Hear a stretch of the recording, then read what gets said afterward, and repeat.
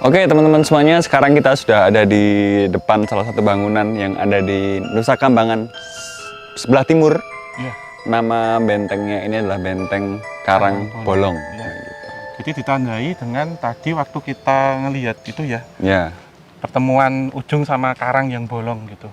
Tapi beneran kalau itu tadi karangnya beneran bolong ya? Iya, Itu beneran bolong ini apa, lurus gitu kayak donat gitu bentuknya. Dan kalau bisa kalian lihat, ini cukup unik ya Om ya, kayak Iya. ditumbuhnya kayak kalau di Semarang itu kayak di Kota Tua. Kota Tua. Ya, Terus rumah-rumah kayak Kota salah Tua. satu film itu loh Mas, Tomb Raider ya. Wih, Kalau nggak salah ya. Raider. Iya toh Mas, bener Iya, toh? bener, Ini bener. ada apa? Ada akar-akarnya Iya. yang Angelina Jolie. Wih, wih.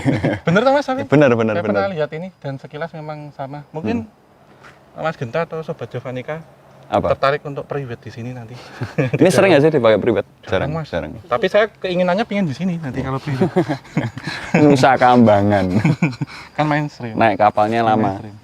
Oke, Om, kalau boleh tahu cerita dari benteng ini sendiri apa sebenarnya? Iya, jadi ini sebenarnya benteng yang awal mulanya itu dibangun oleh Portugis, Mas, untuk menghalau angkatan laut dari Inggris ataupun Belanda yang akan menguasai pesisir selatan. Berarti angkatan Inggris dari pantai arah Samudra India berarti ya? Karena kan Inggris sendiri kan memang memiliki angkatan laut yang sangat kuat dan benteng ini didesain oleh Portugis waktu itu untuk itu. Karena kalau kita lihat ada penanda meriamnya. Karena teknologi meriam itu kan dari Portugis sebenarnya. Iya. Oh ini ya meriamnya. Iya, ini serpian sih Mas. Tapi di dalam nanti kita ketemu. Ya, moga-moga masih ada itu ketemu. Terus ini yang awal adalah gerbang Mas. Jadi gerbang pos penjagaan. Dan ini bangunannya sedikit berbeda dengan arsitektur Belanda. Jadi dibangun di abad ke-17, tetapi di awal abad 18 sampai abad 19 diperbesar oleh Belanda. Jadi direbut oleh Belanda kemudian diperbesar. Dan di pertengahan abad ke-19 benteng yang ada di Cilacap itu dibangun atau dikenal dengan benteng Pendem, Mas. Om, kalau ini kita lihat dari benteng ini sendiri, ini kan udah sebagian kan tertutup hutan. Dulunya kalau dia bentuknya masih utuh itu bentuknya sebesar apakah? Seperti apakah? Luas Mas. Luas. Ini jadi awal pembukanya. Nanti kita masuk kita akan menemukan gardu pandang ke arah laut yang mana di situ ada meriamnya. Kemudian ada benteng bersusun. Jadi kita nanti akan lihat yang atas dan kita akan turun ke ruang bawah tanah. Ya, karena yang menarik dari benteng ini tadi aku sempat dengar benteng ini katanya 3 lantai. Ya. 3 lantai. Jadi Ya? ada atas, tengah, bawah tanah. Ya, baru sekali nih aku ke benteng 3 lantai. Iya, dan nanti di ruang bawah tanah ini menurut cerita, saya belum penemu literaturnya secara pasti, itu ada satu lorong terowongan yang menghubungkan dengan benteng Pendem. Oh. Benteng baterai, pertahanan Berarti baterai. tembus ke bawah laut ya berarti ya? Iya, terowongan bawah laut itu.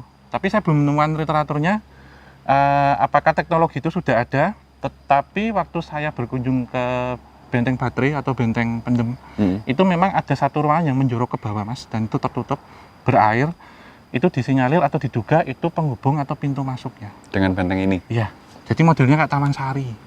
Itu. Water tunnel. Ya, water tunnel. Oke teman-teman, daripada kalian penasaran 3 lantai dari benteng ini seperti apa, mending kita jalan aja langsung ya Om ya? Iya, jadi ini memang sewaktu kita datang, jadi kayak ada penjagaan gitu Mas, kita disambut sosok tinggi, gede gitu. Cornelis de Houtman apa bukan? Bukan, sosok. Ngerti nih orang Portugis kok Cornelis de Houtman Yang terus satunya yang sulit siapa? Alfonso siapa? Alfonso de Albuquerque. Sosoknya tinggi besar Mas, jadi kayak Black Giant gitu, cuman beliau waktu saya bertanya, itu yang sudah diperintahkan untuk menjaga ini sudah sejak zaman dahulu. Semi-semi bajak laut gitu nggak bentuknya? Iya benar. Tapi ini kayak ini ya, kayak dari Spanyol, Portugis gitu, bentuk-bentuk dandanannya, cuman tinggi banget, tinggi gede atas gitu. Kayak Kapten Morgan lah gampangannya. Kalau kalian tahu. Iya, dan di sini juga nanti kita akan melihat gerbang antar dimensi lagi, Mas.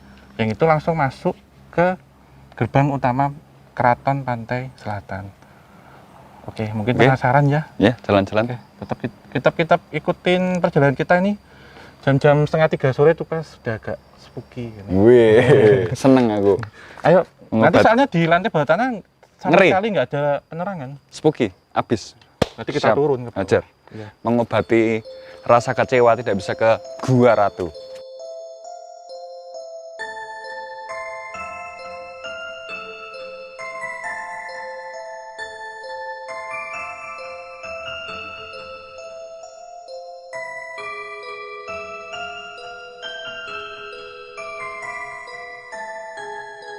teman-teman semuanya, sekarang kita sudah berdiri tepat di depan salah satu kemegahan arsitektur bangsa Portugis. Ya.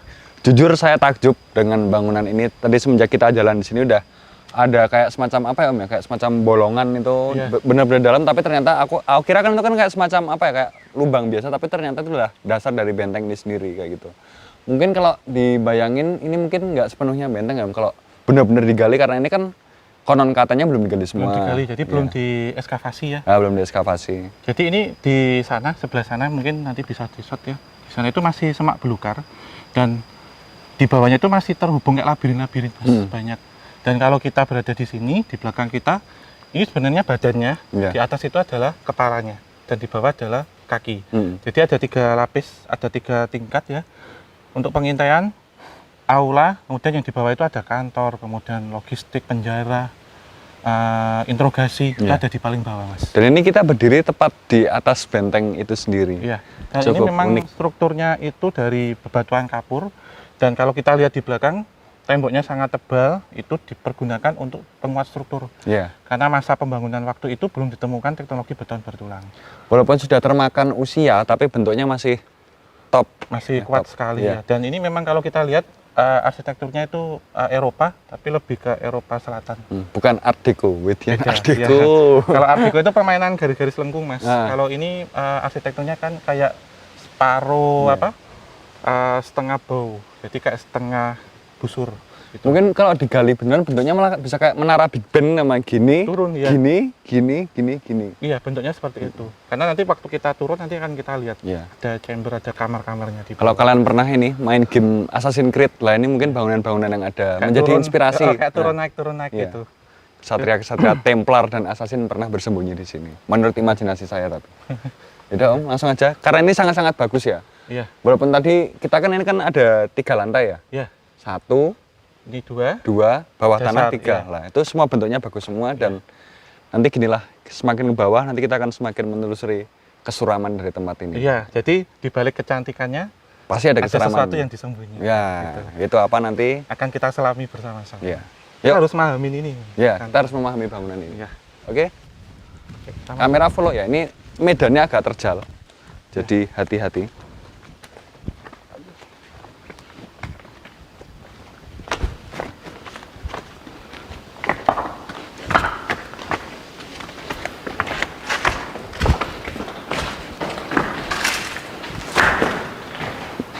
Nggak ada kelelawar tapi ya Om ya? Di bawah nanti. Di bawah? Oh iya di bawah ya. Ini kita sudah sampai di ruang aula Mas. Dan menurut saya menarik perhatian itu ada 2 tempat ya. Pertama yang tangga di atas ini. Yang kedua ada sebuah lubang dan ada batu. Kira-kira apa itu? Yang akan kita bahas itu. Jadi pertama ini Mas Genta. Ini dulu ya, tangga menuju atasnya. Ini sebenarnya tangga menuju atas ya, Sobat Javanica. Kalau kita lihat dahulunya ini sebenarnya masih ada 1 tangga yang turun ke bawah. Semacam teralis nih, ada bekasnya ini ya Om ya. Ini. Bekas seperti apa ini? Dudukan ya. Dan ini dulu dengan kayu Mas. Sempat dengan kayu gitu. Jadi kayunya sekarang sudah lapuk gitu. Dan ini untuk akses menuju ke atas. Sementara yang menarik pandangan saya itu ini sebenarnya. Kenapa itu?